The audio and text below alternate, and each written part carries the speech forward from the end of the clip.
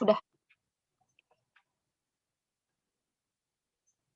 Halo semua, Assalamualaikum warahmatullahi wabarakatuh.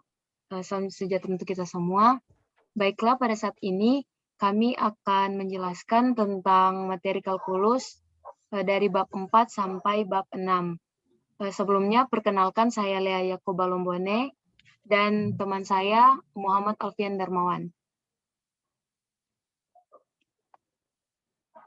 Yang pertama itu ada bab 4, yaitu conic section atau irisan kerucut. Irisan kerucut merupakan suatu lokus yang berbentuk kurva dua dimensi sebagai irisan dari bangun kerucut. Selain itu, irisan kerucut juga dapat dijelaskan sebagai suatu kumpulan titik-titik yang memiliki perbandingan jarak yang sama terhadap suatu titik tertentu. Nah, ada beberapa jenis irisan kerucut, yaitu lingkaran, parabola, hiperbola, dan elips. Nah, jika sebuah bidang mengiris kerucut sejajar dengan satu dan hanya suatu generator, maka irisannya itu adalah parabola. Nah, jika bidang pengiris sejajar dengan dua generator, maka irisannya akan memotong kedua kulit dan membentuk sebuah hiperbola. Dan untuk elips, terjadi jika bidang pengiris tidak sejajar dengan generator manapun. Dan yang terakhir yaitu lingkaran, adalah kasus khusus dari elips yang berbentuk jika bidang pengiris memotong suatu generator dan tegak lurus sumbu kerucut. Nah, irisan kerucut dalam matematika merupakan lokus dari semua titik yang membentuk kurva dua dimensi, di mana kurva tersebut terbentuk dari irisan sebuah kerucut dengan sebuah bidang. Nah, terdapat 4 macam irisan kerucut, yaitu seperti yang tadi, lingkaran, parabola, elips, dan hiperbola. Secara geometri analisis, irisan kerucut didefinisikan sebagai tempat kedudukan titik-titik pada sebuah bidang. Sedemikian, sehingga jarak titik-titik tersebut ke sebuah titik tetap F, atau yang disebut fokus. Nah, sebuah titik tetap di F memiliki rasio yang konstan terhadap jarak titik-titik tersebut ke sebuah garis tetap L, disebut direktris yang tidak mengandung F. Nah, eksentrisitas adalah rasio antara FM dan MM. Nah, elips, parabola dan hiperbola dengan fokus dan direktrix yang tetap. Nah, rasio yang konstan tersebut disebut eksentrisitas, dilambangkan dengan E, dan merupakan bilangan non-negatif. Nah, untuk E sama dengan 0, irisan kerucut tersebut adalah lingkaran. Untuk E kurang dari 0, E lebih dari 0 dan kurang dari 1. Nah, sebuah elips, E sama dengan 1, merupakan sebuah hiperbola. Nah, E dan E lebih dari 1 itu hiperbola. Selanjutnya ada koordinat kartesius. Dalam koordinat kartesius, grafik dari persamaan kuadrat dengan dua variabel selalu menghasilkan irisan kerucut. Dan semua irisan kerucut dapat dihasilkan dengan cara ini. Ada persamaan AX kuadrat plus 2HXY plus BY kuadrat plus 2GX plus 2FY plus C sama dengan 0. Maka, jika H2 sama dengan AB, H kuadrat sama dengan AB, persamaan ini menghasilkan parabola. Jika H kuadrat kurang dari AB, persamaan ini menghasilkan elips. Jika H kuadrat lebih dari AB, persamaan ini menghasilkan hiperbola. Nah, jika A sama dengan B dan H sama dengan 0, persamaan ini menghasilkan lingkaran. Dan yang terakhir, jika A plus B sama dengan 0, persamaan ini menghasilkan hiperbola persegi. Selanjutnya, ini akan menjelaskan tentang jenis-jenisnya. Nah, yang pertama itu ada lingkaran. Lingkaran merupakan tempat kedudukan titik-titik yang berjarak sama terhadap suatu titik tertentu. Nah, titik tertentu itu disebut pusat lingkaran. Dan jarak yang sama itu disebut jari-jari atau radius. Bisa kita lihat pada gambar di sini, ini lingkaran dengan pusat 0,0 dan jari-jari sama dengan 2. Selanjutnya ada parabola. Nah, parabola merupakan tempat kedudukan titik-titik yang berjarak sama terhadap sebuah titik dan sebuah garis tertentu. Nah, titik itu disebut fokus atau titik api. Garis tertentu itu disebut garis direktris atau garis arah. Nah, garis yang melalui F atau pusat dan tegak lurus dengan garis arah disebut sumbu simetri parabola. Titik potong parabola dengan sumbu simetri disebut puncak parabola. Tali busur terpendek yang melalui F disebut latus rectum. Itu tegak lurus dengan sumbu simetris. Di sini ada contoh gambarnya, yaitu parabola horizontal dan parabola vertikal. Yang ketiga ada elips. Nah, elips merupakan tempat kedudukan titik-titik yang jumlah jaraknya terhadap dua titik tertentu tetap. Nah, jumlah jarak itu sama dengan 2A untuk elips yang horizontal. Dan untuk 2B itu untuk elips vertikal. Kedua titik tetap itu disebut fokus jika jarak antara F1 dan F2 adalah 2C. Elips merupakan tempat kedudukan semua titik yang perbandingan jaraknya terhadap sebuah titik dan sebuah garis sama dengan E, di mana E lebih dari 0 dan kurang dari 1. Titik itu adalah fokus dan garis itu adalah garis arah. Ruas garis yang melalui kedua fokus dan memotong elips disebut sumbu mayor. Pusat elips adalah titik tengah dari F1 dan F2. Nah, ruas garis yang melalui pusat, tegak lurus sumbu mayor dan memotong elips disebut sumbu minor. Ini ada contoh untuk elips horizontal dan elips vertikal. Dan yang keempat ada hiperbola. Hiperbola ini merupakan tempat kedudukan titik-titik yang selisih jaraknya terhadap dua titik tertentu tetap. Nah, selisih jarak itu sama dengan 2A untuk elips horizontal dan 2B untuk elips vertikal. Nah, kedua titik tetap itu disebut fokus. Untuk hiperbola, ini merupakan tempat kedudukan semua titik yang perbandingan jaraknya terhadap sebuah titik dan sebuah garis tetap sama dengan E, di mana E lebih dari 1. Di sini ada contoh untuk hiperbola horizontal dengan titik pusat 0,0, puncak 2,0, dan min 2,0, fokusnya akar 6,0, min akar 6,0, dan asimtot Y sama dengan plus minus 1/2 akar 2X. Nah, di bawahnya ada hiperbola vertikal dengan pusat 0,0, puncak akar 2,0, lalu ada min akar 2,0, fokus 0, akar 6, 0, min akar 6, dan asimtot Y sama dengan plus minus 1/2 akar 2X. Nah, di sini ada persamaannya. Ini ada persamaan lingkaran, parabola, elips, dan hiperbola. Nah, di sini ada tips untuk membedakan persamaan irisan kerucut. Yang pertama itu pada persamaan lingkaran, koefisien X kuadrat dan Y kuadrat sama. Nah, pada persamaan parabola hanya salah satu yang bentuknya kuadrat. Pada persamaan elips, koefisien X2 dan Y2, Y kuadrat. X kuadrat dan Y kuadrat bertanda sama. Sama-sama positif atau sama-sama negatif. Pada persamaan bola, koefisien X dan Y berbeda tanda. Nah, contohnya di sini. Ada di sebelah kanan. Selanjutnya ada kedudukan titik terhadap irisan kerucut. Nah, dalam kedudukan titik terhadap irisan kerucut dapat menggunakan cara sebagai berikut. Pertama, jadikan ruas kanan pada persamaan irisan kerucut sama dengan 0. Cara yang kedua itu masukkan koordinat titik pada persamaan. Lalu, jika hasil ruas kiri kurang dari 0, berarti titik berada di dalam irisan kerucut. Dan jika hasil ruas sama dengan 0, itu titik berada tepat pada irisan kerucut tersebut. Dan jika hasil ruas kanan lebih dari 0, berarti titik berada di luar irisan kerucut. Selanjutnya ada kedudukan garis terhadap irisan kerucut. Dalam mencari kedudukan garis terhadap irisan kerucut dapat digunakan cara berikut. Yang pertama, persamaan garis dijadikan persamaan X sama dengan titik-titik atau Y sama dengan titik-titik. Nah, yang kedua itu substitusikan persamaan garis itu pada persamaan irisan kerucut sehingga menghasilkan suatu persamaan kuadrat. Dan cara yang ketiga itu menghitung nilai diskriminan dari persamaan kuadrat tersebut. Nah, jika D kurang dari 0, berarti garis berada di luar irisan kerucut. Jika D sama dengan 0, garis menyinggung irisan kerucut di satu titik. Jika D lebih dari 0, garis memotong irisan kerucut di 2 titik. Nah, sini ada persamaan garis singgung dengan M sama dengan gradien.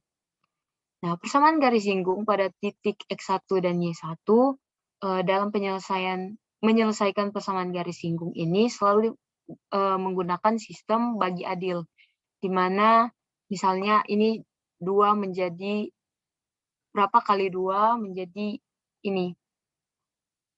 Nah, pada salah satu angkanya, titik kepersamaan hasil bagi adil akan dimasukkan koordinat titik yang diketahui. 1. Jika titik terletak pada irisan kerucut akan menghasilkan persamaan garis singgung.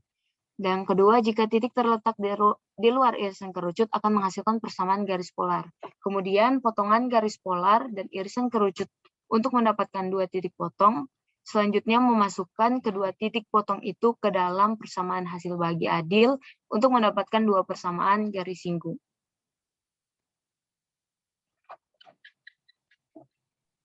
Selanjutnya adalah rotation of X atau rotasi sumbu. Next.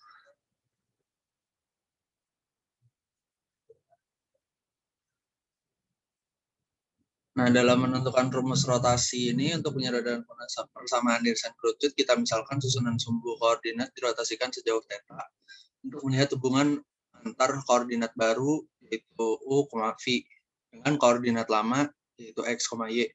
Pada segitiga siku-siku OPE berlaku cos θ tambah omega sama dengan R A atau X sama dengan R cos θ tambah omega. R cos omega sama dikali cos θ dikurang R sin omega dikali sin θ. Karena U sama dengan R cos omega dan V sama dengan R sin omega, maka X sama dengan U cos θ dikurang V sin θ. Dengan cara serupa kita memperoleh Y sama dengan U sin θ ditambah V cos θ. Jadi setelah susunan sumbu koordinat dirotasikan sejauh θ, maka hubungan antara U, V dan X, Y adalah X sama dengan U cos θ dikurang V sin θ dan Y sama dengan U sin θ ditambah V cos θ.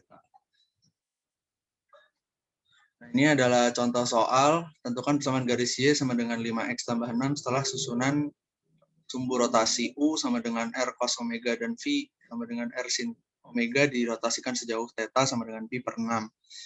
Nah, kita masukkan rumus yang tadi, ya jadi X sama dengan U cos pi per 6 dikurang V sin pi per 6 sama dengan setengah akar 3U dikurang setengah V. Dan untuk yang Y, U sama dengan sin pi per 6 ditambah V cos pi per 6 sama dengan setengah U ditambah setengah akar 3V. Nah, kita masukkan nilai X dan Y ke dalam persamaan garis, sehingga menjadi setengah U tambah setengah 3V, setengah akar 3V sama dengan 5, dalam kurung setengah akar 3U dikurang setengah V ditambah 6. Lalu kita lanjutkan saja, jadi didapatlah jadi persamaan garis Y sama dengan 5X ditambah 6 setelah susunan sumbu dirotasikan sejauh θ sama dengan pi per 6 adalah 1 dikurang 5 akar 3 dikali U ditambah 5 akar 3 V dikurang 12 sama dengan 0. Lalu untuk menentukan sudut rotasi kita perlu memperhatikan persamaan AX kuadrat ditambah BXY tambah CY kuadrat ditambah DX ditambah EY ditambah F sama dengan 0.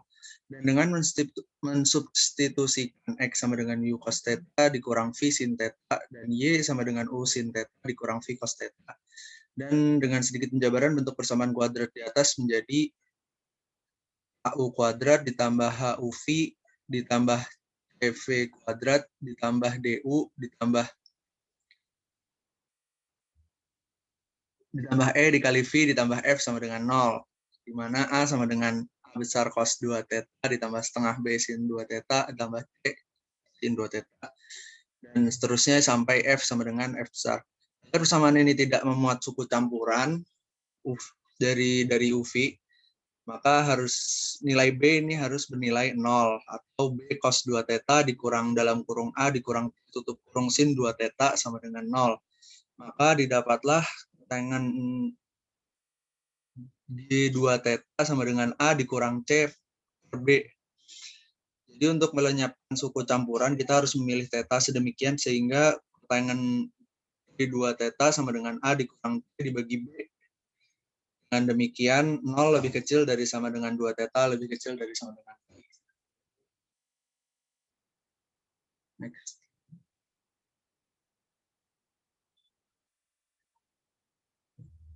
Lalu selanjutnya adalah polar equation of conic.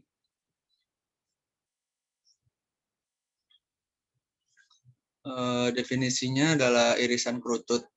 Jadi irisan kerucut atau konik ini adalah tempat kedudukan titik-titik yang berbandingan jaraknya ke titik tertentu dengan jaraknya ke garis tertentu mempunyai nilai perbandingan tetap. Kurang lebih ini sama dengan yang dijelaskan pada sebelumnya, di mana mutlak PF sama dengan E dikali mutlak PL. Dan jika 0 lebih kecil dari E lebih kecil dari 1, irisannya berbentuk elips, dan jika E sama dengan 1, irisannya berbentuk parabola, dan jika E lebih besar dari 1, irisannya berbentuk hiperbola. Dan untuk parabola, yang adalah tempat kedudukan titik-titik yang jaraknya ke suatu titik tertentu sama dengan jaraknya ke garis tertentu. Nah, syaratnya adalah mutlak F sama dengan mutlak PL.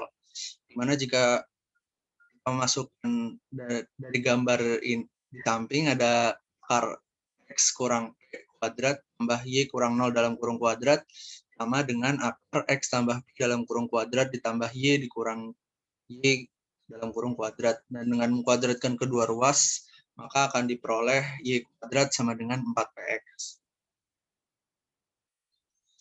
Nah, selanjutnya adalah elips yang memiliki arti sebagai tempat kedudukan titik-titik yang jumlah jaraknya terhadap dua titik tertentu mempunyai nilai yang di sini ada beberapa titik, ada yang dinamakan titik Fauci, ada juga yang dinamakan titik vertex. Titik yang melalui Fauci dari suatu elips adalah vokal aksis elips tersebut. Dan titik di dalam pertengahan sumbu antara kedua Fauci adalah center. Titik di mana vokal aksis dan elips beririsan adalah titik-titik elips. Nah, untuk persamaan standar untuk elips yang berpusat pada pusat adalah untuk mengetahui Fauci-nya. Fauci pada sumbu X itu adalah X kuadrat per A kuadrat ditambah Y kuadrat per B kuadrat sama dengan 1 dengan A lebih besar dari B. Dan untuk jarak center fokusnya itu adalah C sama dengan akar A kuadrat dikurang B kuadrat. Jadi Fauci-nya untuk koordinat Fauci-nya plus minus C, 0. Dan untuk vertex-nya atau vertex itu plus minus A, 0. Nah, untuk Fauci pada sumbu Y adalah X kuadrat, B kuadrat, ditambah Y kuadrat per A kuadrat sama dengan 1 dengan A lebih besar dari B. Dan untuk jarak fokusnya kurang lebih sama, yaitu sama dengan akar A kuadrat dikurang B kuadrat. Dan untuk hasil Fauci-nya adalah 0, plus minus C, dan untuk vertex-nya 0, plus minus A. Nah, selanjutnya adalah hiperbola. Jadi, adalah sebuah himpunan titik-titik dalam suatu bidang yang jaraknya dari dua titik dalam bidang tersebut memiliki selisih konstan. Jadi kedua titik tersebut adalah Fauci dan hiperbola. Garis yang melalui Fauci dari suatu hiperbola adalah vokal aksis hiperbola tersebut. Dalam pertengahan sumbu antara kedua Fauci adalah center. Titik di mana vokal aksis dan hiperbola beririsan adalah titik-titik hiperbola seperti yang dipaparkan dalam gambar 12 skema.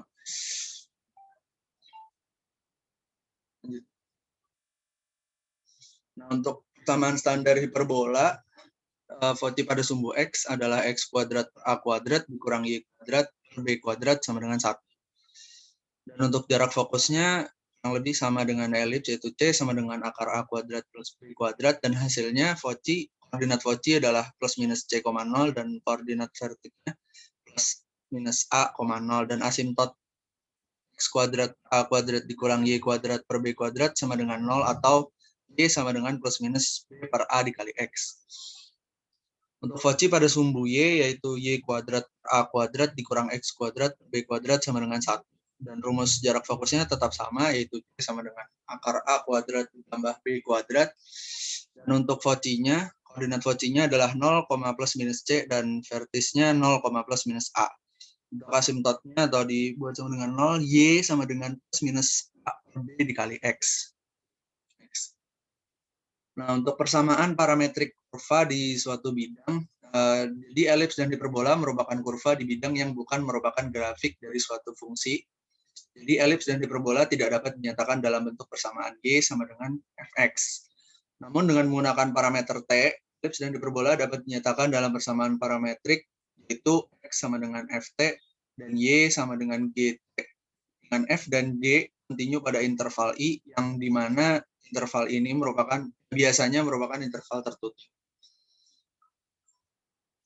Nah, misalkan F dan G dapat didiferensialkan secara kontinu dengan F aksen T tidak sama dengan 0, dan T pada alfa lebih kecil dari T, lebih kecil dari beta, maka persamaan parametrik X sama dengan Ft, Y sama dengan Gt. Menyatakan Y sebagai fungsi dari X yang dapat diturunkan menjadi persamaan dy per dx sama dengan dy per dt dibagi dx per dt. Mungkin itu saja pemaparan dari kelompok kami. Kurang lebihnya kami mohon maaf. Terima kasih. Assalamualaikum warahmatullahi wabarakatuh.